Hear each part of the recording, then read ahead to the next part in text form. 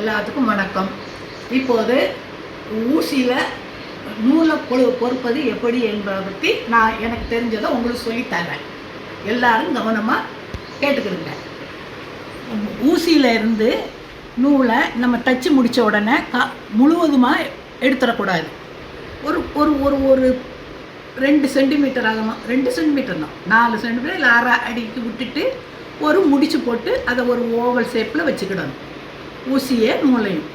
அடுத்தப்பறம் இப்போ நமக்கு எந்த நூல் நமக்கு தைக்கிறதுக்கு வேணுமோ அந்த நூலை இந்த ஓட்டைக்குள்ளே விடணும். இப்போ புரிஞ்சிச்சா? அதுக்கப்புறமா மெதுவாக இந்த ஊசியை அந்த நூலுக்குள்ளே நுழைச்சிடணும். நுழைச்ச உடனே இப்போ இந்த நூல் அடுத்த நூலுக்கு அடுத்த நூலுக்குள்ளே போயிட்டு அதுக்கப்புறம் நம்ம முதல்ல முடி போட்டு வச்சுருந்த நூலை எடுத்து விட்டுறணும். இப்போ எங்களுக்கு எந்த நூல் தைக்க வேணுமோ அந்த நூலுக்கு இந்த ஊசியை நம்ம நுழைச்சிட்டோம். அதுக்கப்புறம் நம்ம அந்த நூலை எடுத்துட்டு இந்த ஊசியை வச்சு தைக்கிறதுக்கு உபயோகப்படுத்திக்கிடலாம். இது எனக்கு தெரிஞ்ச ஐடியா, அதை நான் உங்களுக்கு சொல்லிட்டேன்.